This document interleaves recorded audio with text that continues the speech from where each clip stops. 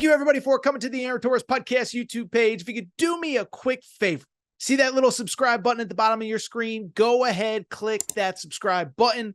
Really does help our channel grow, our audience grow, and I really do appreciate it more than you know. So click that subscribe button. Appreciate your support. Now, here's the video that you came here for. Jon Sumrall.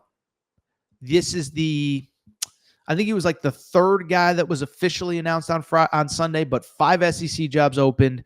Talked about Lane Kiffin, talked about Pete Golding, talked about Alex Golesh, talked about Ryan Silverfield. Let's go ahead and talk about Jon Sumrall, the new head coach at the University of Florida. Okay, so Florida, listen, we don't need in any way, shape, or form to relitigate the disaster of a season that they just finished, okay? Awful season, forgettable season, time to move on, okay? But this is almost like the Arkansas thing that we just mentioned. When they eventually fired Billy Napier, a year after they should have, the whole search focused on one guy, and that was Lane Kiffin, okay? And so, listen, there are a lot of conversations to have about Florida. The fact that they could have hired Lane Kiffin in 2021 and got too cute and hired Billy Napier, I think as badly, we just mentioned it with Arkansas. They could have fired Billy Napier last year when he got boat raced 2 of the first 3 weeks of the season at home against Miami and against Texas A&M. They decided to keep him. They decided not to move off of him. And so all you were doing was putting yourself in a position to not get the guy that you wanted, okay? And so we all know the deal. Middle of last week, it became clear to Florida that the communication with Lane Kiffin was weird. Surprise, surprise. I think it's probably just weird with everybody, but they moved in a different direction. The problem with Florida, and I said this weeks ago. I remember I did a segment probably 2 Sundays ago, and I said, if Lane Kiffin ends up at LSU, who is the guy that you're going to get? And we went through the candidates, right? Jed Fish, huge buyout. Florida alum, 8-4 at Washington. I've been critical of how he left Arizona. I think he's done a good job at Washington, but he's got a $12 million buyout. You're paying Billy Napier $20 million to go away. You're not buying Jed Fish out of his contract. Eli Drinkowitz, was that really going to move the needle? And then the other big thing, and he obviously signed an extension as well, but the other big thing was with Florida, it was abundantly clear early in the process there was no plan to hire a group of 5 head coach. And the reason why, for people who don't know, aren't Florida fans, is because the last guy you just got was nicknamed Sunbelt Billy, okay? Billy Napier was the hot group of 5 coach in that moment at that time. And, everybody believed that he was the next great head coach in college football, and it was a total dud. And Florida fans, I'll give you guys credit, you knew right away. Like, year 2, it was like, no, this ain't the guy. Like, it's over. It's never going to work out, whatever.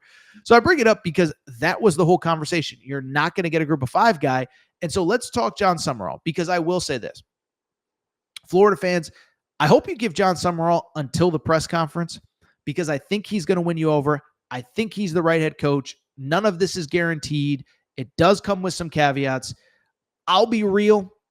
I think you could have done much, much, much worse, and I think it's going to work, and I think he's going to be really good, okay? So first of all, like I said, every group of 5 guy is not the same, just like every power conference guy isn't the same, right?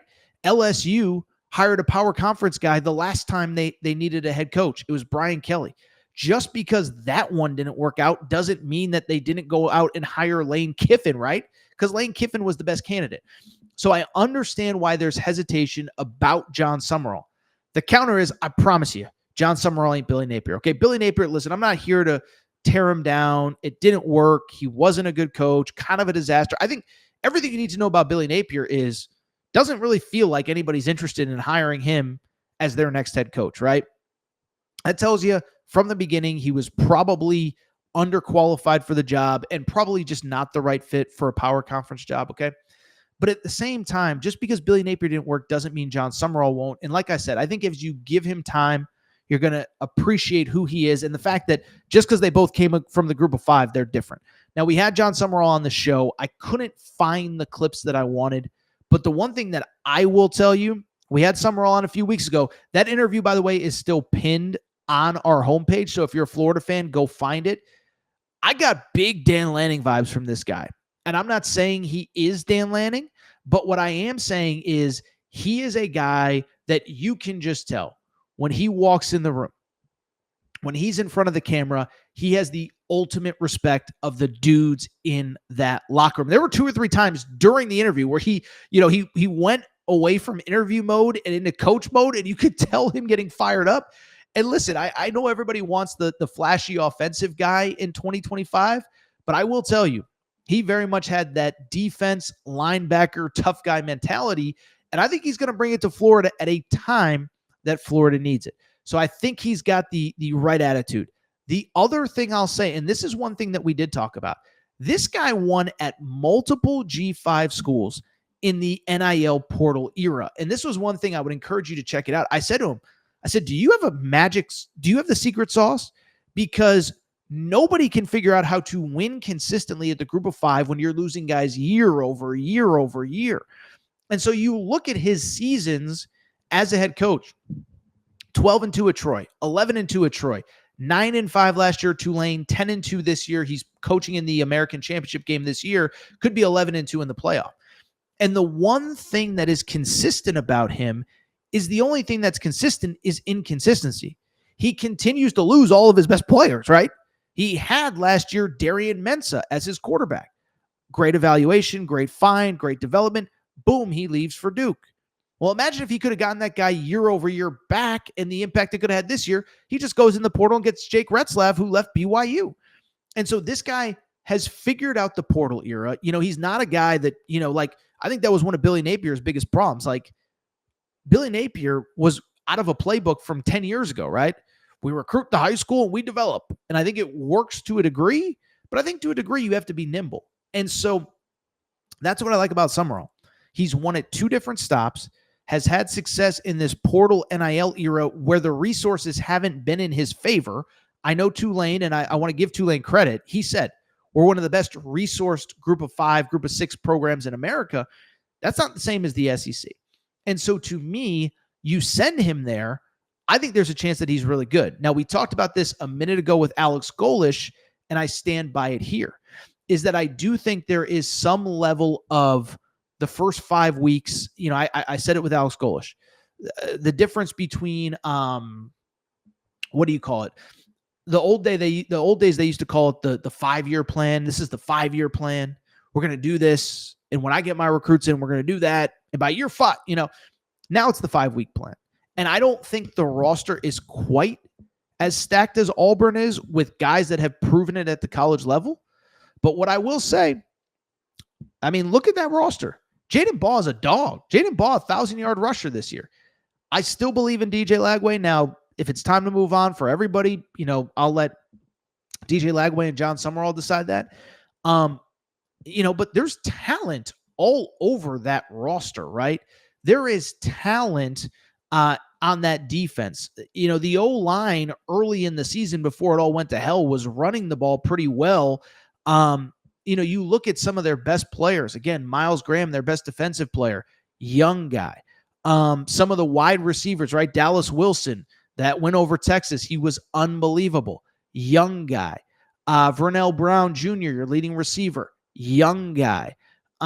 Eugene Wilson, Trey Wilson, young guy. So the only point I'm trying to make is that you're not starting, and I said this with Auburn, but you're not even starting where I think Lane Kiffin has a bigger rebuild based on the guys that are in the program than even Florida does. Can you retain the right guys? And then I do think with Jon Sumrall, he's a defensive guy. I obviously think he needs to hire the offensive coordinator role. Joe Craddock is his offensive coordinator at Tulane. I don't know if the intention is to bring him there. I don't know if Tulane would hire Joe Craddock. I don't know what the answer is. What I do know is I do think that's going to be part of it. So I really like the hire. I do, though. I don't believe that just because Jon Sumrall came from the group of 5 that he can't be really good at the power conference level. No different than I believe that if you're, whatever. I'm trying to think off the top of my head. Like I said, just because LSU didn't work out by hiring a sitting head coach in Brian Kelly, doesn't mean that it's not going to work with Lane Kiffin. So I could go on, but I do like the Summerall hire. I think it'll be really good. Give him until your press conference. He's going to win you over. Let me put it this way. Again, I'm not just trying to bash Billy Napier, but you hear Billy Napier talk. It's about the process. It's about the organization where it's slow. Listen, I listen to a lot of Billy Napier press conferences because we were talking about him every episode to start the season when he was falling flat on his face. You hear Jon Sumrall speak, it's going to open up some eyes. I think he is going to be great at Florida. I think he kind of has that attitude that you need too, right? Florida's been down for a while. You need a tough guy attitude. No more getting pushed around. No more getting bullied by Tennessee. No more getting bullied by Georgia. You need a guy that I think is going to be really good. And again, the talent is in the building. I looked it up before the show. 12th ranked team recruiting ranking for the composite ranking. That's ahead of Tennessee. That's ahead of Ole Miss. That's ahead of a lot of teams that you lost to.